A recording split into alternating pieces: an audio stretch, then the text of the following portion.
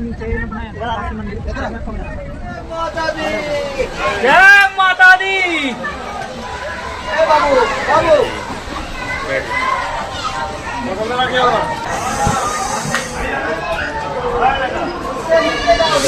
बोल सच्चे दरबार की जय माता दी। दोस्तों, स्वागत है आप लोग का हमारे एक और नए ब्लॉग में माता वैष्णो देवी यात्रा जून 2025। इस यात्रा में हम पूरे आपको डिटेल्स में बात करने वाले हैं, कितना खर्चा आपको आने वाला है। जून महीने में जब आप मानसून के महीने में दर्शन करने जाते हैं तो क्या क्या परेशानियों का सामना करना पड़ सकता है आप लोगों को, तो उसके बारे में पूरी डिटेल में यात्रा में बात करेंगे। और कमेंट में प्रेम से जय माता दी लिखना ना भूलें। दोस्तों चलिए ब्लॉग की शुरुआत करते हैं। तो दोस्तों, आप जब भी यात्रा करने के लिए निकलते हैं घर से तो अपने पास में अपनी एक आईडी आधार कार्ड जरूर रख लें, जिससे RFID कार्ड बनवाने में आपको आसानी होगी। अब ये जो RFID कार्ड होती है यात्रा कार्ड होता है, और यात्रा कार्ड आपको कटरा स्टेशन के बाहर या फिर जम्मू कटरा रोडवेज के बाहर आपको मिल जाएंगे। वहाँ पे काउंटर लगे रहते हैं जहाँ से अपना RFID कार्ड बनवा सकते हैं। आईडी कार्ड बनवाने के बाद आप जहाँ से भी जम्मू या कटरा स्टेशन के लिए आते हैं तो सबसे पहले वहाँ से उतरने के बाद जब आप RFID कार्ड बनवा लेते हैं तो उसके बाद अगर आप साथ में फैमिली के साथ हैं तो वहाँ पे आप कोई एक सस्ता सा होटल देख के आप आराम कर सकते हैं। आराम करने के बाद उसके बाद आप अपना फ्रेश होकर नहा के अपना नाश्ता करके वहाँ से फिर आप यात्रा के लिए शुरुआत कर सकते हैं। या फिर अगर आप अकेले हैं तो आप विदाउट रूम लिए आपको रास्ते में बाढ़ गंगा पड़ती है। बाढ़ गंगा के बाद आपको वहाँ पे लॉकर मिल जाएगा 50 रुपये पर बैग। वहाँ पे आप बैग को रख के अपना यात्रा आगे के लिए प्रारंभ कर सकते हैं। ध्यान रखें दोस्तों, जब भी आप यात्रा कर रहे हो तो साथ में कोशिश करें हमेशा लाइट वेट लेकर यात्रा करने के लिए, क्योंकि जो 13 से 14 किलोमीटर की यात्रा होती है उसमें हैवी वेट लेकर यात्रा करना बहुत ही मुश्किल हो जाता है। तो चलिए दोस्तों, अब अपनी यात्रा की शुरुआत करते हैं। हमारी यात्रा शुरू होती है कटरा से। कटरा एक छोटा सा धार्मिक नगर जो माता रानी के दरबार तक जाने का आधार बनता है। कटरा में वातावरण पूरी तरह भक्तिमय होता है। जय माता दी के जयकारों से गूंजती गलियां, भक्तियों की धुनें और श्रद्धालुओं की आस्था को देखकर मन श्रद्धा से भर जाता है। जैसे ही सुबह की पहली किरण त्रिकुटा पर्वत की चोटियों पर छूती है तो ऐसा लगता है कि माँ ने स्वयं अपने भक्तों को बुला रही हैं। यात्रा लगभग 13 किलोमीटर की होती है, जिसमें आप पैदल, पिट्ठू या हेलीकॉप्टर से तय कर सकते हैं। रास्ते में अर्जुन गुफा, हिमकोटी, संजीत छत और भैरव घाटी जैसी पवित्र जगहें आती हैं। रास्ते भर जय माता दी की गूंजें सुनाई देती हैं और हर मोड़ पर माँ के दरबार की झलक मिलती रहती है। रास्ते में गर्म चाय, हलवा, पूड़ी, कड़क कढ़ी चावल जैसे स्थानीय प्रसाद आपके थकान दूर कर सकते हैं। और आप जगह जगह जो इसकी व्यवस्थाएं की गई वहाँ पे आपको मेडिकल से लेके खाने पीने की रास्ते में आपको बहुत सारी सुविधाओं का लाभ मिलता रहेगा। लेकिन एक चीज़ हमेशा याद रखें, जब भी आप अपनी यात्रा की शुरुआत कर रहे हैं माता वैष्णो देवी की, आप अपने नज़दीकी रेलवे स्टेशन चाहे जहाँ से भी हो वहाँ से आप जम्मू के लिए ट्रेन ले सकते हैं या फिर आप कटरा डायरेक्ट आ सकते हैं। अगर आप जम्मू उतरते हैं तो वहाँ से 120 से 130 रुपये भाड़ा देकर आपको कटरा आना पड़ेगा, या फिर आप वहाँ से सीधा चले जा सकते हैं कटरा के लिए। तो वहाँ से डायरेक्ट ट्रेनें चलती हैं, कुछ ट्रेनें दिल्ली से चलती हैं, तो वहाँ से आप आके डायरेक्ट कटरा के लिए आ सकते हैं। तो रास्ते में जैसे ही आप नीचे से चढ़ाई करते हैं तो रास्ते में आपको बाढ़ गंगा जो 1 से 1.5 किलोमीटर की दूरी पर ही 1.5 से 2 किलोमीटर की दूरी पर आपको बाढ़ गंगा के दर्शन करने को मिल जाएंगे, जहाँ पे आप अगर फ्रेश नहीं हुए हैं, नहाए नहीं हैं, तो आप यहाँ पे नहा के फ्रेश करके स्नान वगैरह करके आप अपनी यात्रा को आगे प्रारंभ कर सकते हैं। ध्यान रखिएगा, यात्रा करते टाइम आपको अक्सर बारिश के सीजन, जैसे जून का महीना चल रहा है तो सीजनी मौसम में आप हमेशा रेनकोट लेके अपना रेनकोट रख लें, पावर बैंक ले लें, पानी का बोतल रख लें, कुछ पैसे रख लें, कुछ खाने पीने की चीज़ रख लें जो आपको यात्रा में बहुत ही हेल्पफुल होने वाली है। अदरवाइज़ आपको ऊपर जो सामानें मिलती हैं खाने पीने के लिए काफ़ी महंगी मिलती हैं। रास्ते में आपको मिलेगा बजरंगबली, दुर्गा माता जी का मंदिर, जहाँ पे आप आराम से हर मंदिर पे रुकते जाइए, अपना दर्शन करते जाइए आराम से, क्योंकि ऐसे करते अगर दर्शन आप करते चलेंगे तो आपको रास्ते में थोड़ा सा भी थकावट महसूस नहीं होगी। और जगह जगह आपको मेडिकल यूनिट, मेडिकल पॉइंट बना हुआ है। यात्रा में आगे बढ़ते समय सबसे पहले आपको माता के चरण पादुका दर्शन करने को मिल जाएगा। पौराणिक मान्यताओं के अनुसार जब माता वैष्णो देवी त्रिकुटा पर्वत की ओर जा रही थी तो उन्होंने यहीं पर रुककर पीछे देखा था कि उनका कोई पीछा तो नहीं कर रहा है। तो उसी समय माता रानी के चरणों की छाप यहाँ पे अंकित हो गई थी, तो इसीलिए इसी कारण इस स्थान का नाम चरण पादुका कहा जाता है। तो माता रानी के प्रथम दर्शन जो भी कर लिए कमेंट में जय माता दी जरूर लिख दें। जब भी आप यात्रा करने के लिए घर से निकलते हैं तो बहुत से लोगों के मन में एक डाउट होता है कि माता वैष्णो देवी जाने के लिए जो RFID कार्ड होता है उसके लिए घर से आवेदन करना पड़ेगा या फिर ऑनलाइन या ऑफलाइन, क्या सिस्टम रहता है उसका। तो आपको करना कुछ नहीं, आपको अपना आईडी, एक ज़रूरी आईडी साथ में तो रखनी ही पड़ती है, उसको लेकर आप आएंगे। कटरा स्टेशन के बाहर ही आपको काउंटर मिल जाएगा या फिर कटरा रोडवेज के बाहर ही बहुत सारे काउंटर लगे रहते हैं जहाँ पे आप जाके अपना RFID कार्ड बनवा सकते हैं।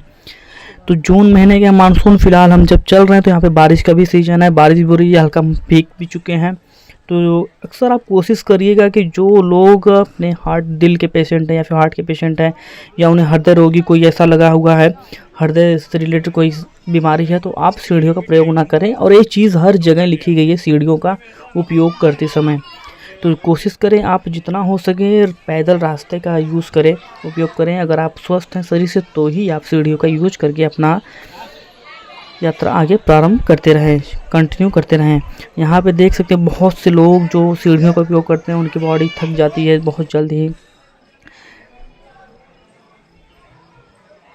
माता रानी की जयकारे लगाते हुए आप धीरे धीरे जब यात्रा में आगे बढ़ते जाएंगे तो आपको 5 से 6 किलोमीटर की दूरी पर आपको मिलेंगे अर्धकुमारी भवन, जहाँ पे आपको रहने खाने पीने सबकी व्यवस्था, काफ़ी अच्छी चीज़ें सब कुछ वहाँ पे दी गई है। इससे पहले जब मैं आया था तो यहाँ पे ठहरने की जो व्यवस्था है जो बनाया गया है, जो चीज़ हम आपको दिखा रहे हैं वेटिंग हॉल, विश्राम स्थल, तब नहीं, तब इसका काम चल रहा था। फिलहाल इसका काम ओके हो चुका है। आपको यहाँ पे ठहरने के लिए बिल्कुल आपको कंबल ले जा सकते हैं और कुछ पेमेंट डिपॉजिट करके आपको कंबल लेना पड़ता है वहाँ पे, ताकि बाद में जब आप कंबल जमा करने जाएंगे तो आपको पेमेंट रिटर्न मिल जाएगा। तो अर्धकुमारी में एक चीज़ अपना नोटिस करिएगा कि जब भी आप अर्धकुमारी जाते हैं तो वहाँ से पर्ची कटा लें ज़रूर। पर्ची कटाने माता रानी के दर्शन करने के लिए, अर्धकुमारी माता रानी के, तो वहाँ पर्ची कटा लेने से फ़ायदा होता है कि जो 24 घंटे की वेटिंग रहती है, जब तक आप कटरा भवन से दर्शन कर जब तक आप भवन से दर्शन करके लौटेंगे तब तक आपका नंबर आने के चांसेस रहते हैं यहाँ पे यहाँ अर्धकुमारी में दर्शन करने के लिए। कथाओं के अनुसार जब माता वैष्णो देवी भैरव राक्षस से बचने के लिए त्रिकुटा पर्वत पर आई तो उन्होंने इसी संकीर्ण गुफा में लगभग 9 महीने तक साधना की। यह गुफा एक माता की गर्भ के समान प्रतीत होती है, इसलिए इसे गर्भजून कहा जाता है।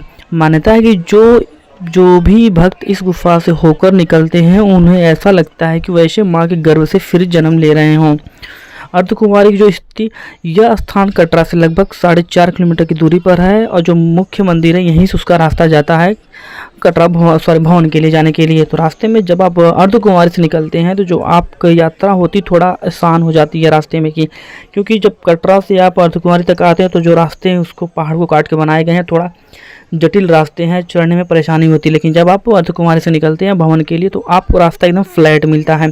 तो जगह जगह आप अगर थक भी जाते हैं अर्धकुमारी तक, उसके बाद आप प्रीपेड काउंटर से आप पिट्ठू की सवारी ले सकते हैं या फिर घोड़े की सवारी, जो भी आपको ठीक लगे सूटेबल। अगर आप चलने में असहमत हैं या फिर आपके साथ आपके कोई बुजुर्ग इंसान है तो आप वहाँ से ले सकते हैं। फिर उसके बाद आपको हिमकोटी रास्ते, वहाँ से कुछ ही दूर पे जाने के बाद हिमकोटी रास्ता मिलता है, तो वहाँ से ज़्यादा दूर कटरा नहीं रह जाता है।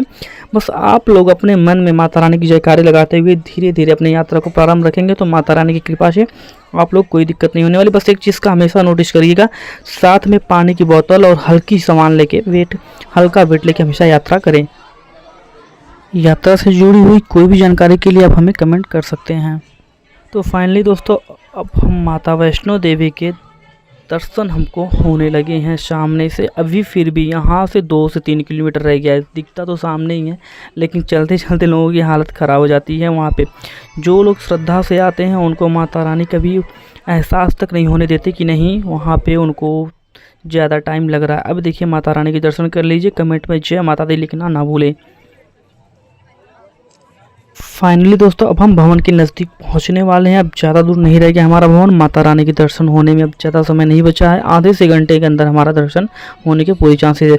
यहाँ पे जगह जगह जो बोर्ड लगाए यात्री सुविधाएं, आपको कंबल क्या मिलने वाला है, क्या सुविधाएं मिलने वाली हैं, कौन सा रूम यहाँ पे फ्री मिलेगा, कौन सा रूम आपको पेड मिलेगा, हर चीज़ की डिटेल आप हर जगह पॉइंटर पे आप छोटी छोटी चीज़ें जो लिखी हुई उसको आप पढ़ते चलेंगे तो आपके लिए और भी आसानी हो जाएगी अगली बार यात्रा करने अगर आप आते हैं तो।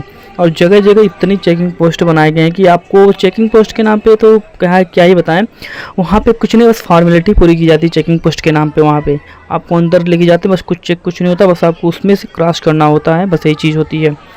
फिर रास्ते में अब आपको वहाँ दर्शन करने से पहले, जाने से पहले रास्ते में आपको प्रसाद लेना पड़ता नारियल, जो कि नारियल का प्रसाद आपको पहले ही जमा करना पड़ता नारियल, फिर बाद में आपको रिटर्न करते आपको टोकन नंबर दिया जाता है।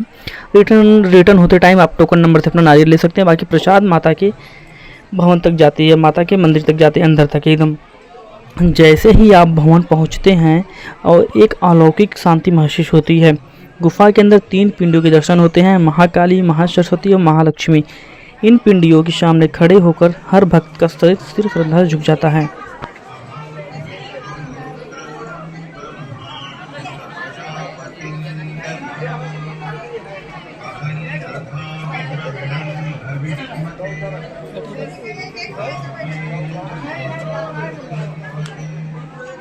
माता वैष्णो देवी के भवन में आपको लॉकर की सुविधा भी मिलती है वहाँ पे, लेकिन एक चीज़ वहाँ पे कंडीशन होती है लॉकर के, एक जो नीचे फ्री ऑफ कॉस्ट जो लॉकर रहता है उसमें आप बैग, जूते, चप्पल सब कुछ रख सकते हैं, लेकिन जो आप सारे सामान रख सकते हैं जो आपके पास अनयूजेबल, जो कैश, फ़ोन, इलेक्ट्रॉनिक गैजेट को छोड़ के जो चीज़ें आप ऊपर लेके जा रहे हैं, उन सब आपके शूज़ हो गए, आपके बैग हो गया, आपके खाने पीने के जो सामान होंगे, नीचे फ्री ऑफ कॉस्ट लॉकर मिलता है। यहाँ पे आपको अपना नाम, मोबाइल नंबर दर्ज करा के चाबी मिल जाती है, ताला चाबी दोनों मिल जाता है लॉकर की।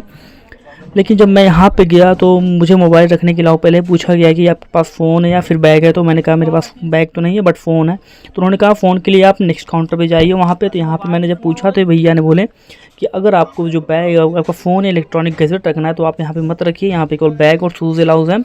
आपको रखने तो आप दुर्गा भवन जाइए। अब दुर्गा भवन पे जो आपके वहाँ पे सारी सुविधा मिल जाएंगी, वो भी डिजिटली सुविधा मिलेगी। आप यहाँ पे देख सकते हैं सारे लॉकर बने हुए हैं, जितने भी श्रद्धालु जाते हैं सबका फ्री ऑफ कॉस्ट यहाँ पे लॉकर बना हुआ है। मैं 2 से 3 साल से लगातार जा रहा हूँ, आज तक कभी कोई पेड नहीं दिया। बट यहाँ पे जो दुर्गा भवन में जो डिजिटल लॉकर लगा हुआ है, अब यहाँ पे आपको 50 रुपये पर लॉकर के हिसाब से देना पड़ेगा। इसका सिस्टम है कि आप इलेक्ट्रॉनिक गैजेट, स्मार्ट वॉच, जो आपके पास कैश है, फ़ोन है, सब कुछ आप इसमें लॉक करके आराम से चले जाइएगा। लेकिन अभी भी इसका सिस्टम थोड़ा स्लो चल रहा है। जब हम लॉक करवाने गए थे तो उस टाइम में लॉक तो हो गया, बट ओपन करने के टाइम स्वयं ओपन नहीं होता था। तो थोड़ा भी इसको इम्प्रूव करने की ज़रूरत है वहाँ की गवर्नमेंट को, जो भी वहाँ की एजेंसी लॉकर के लिए है। तो चलिए दोस्तों, माता रानी के दर्शन करने चलते हैं। दर्शन करने के बाद फिर आके आप लोगों से मुलाकात करते हैं। तो फाइनली दोस्तों, माता रानी के दर्शन हो चुके हैं, हमारे हाथ में प्रसाद आ गई है। आप सबको पता है कि अंदर किसी भी धार्मिक स्थान पे अंदर मोबाइल फ़ोन अलाउड नहीं होते हैं, इलेक्ट्रॉनिक गैजेट, इसलिए हम फ़ोन अंदर नहीं ले जा सके। माता रानी के दर्शन हो गए। जिनको भी जो भी वीडियो के अंत तक बने हैं, माता रानी के दर्शन किए हैं लास्ट तक, भवन तक, कमेंट में जय माता दी लिखना ना भूलें। जय माता दी।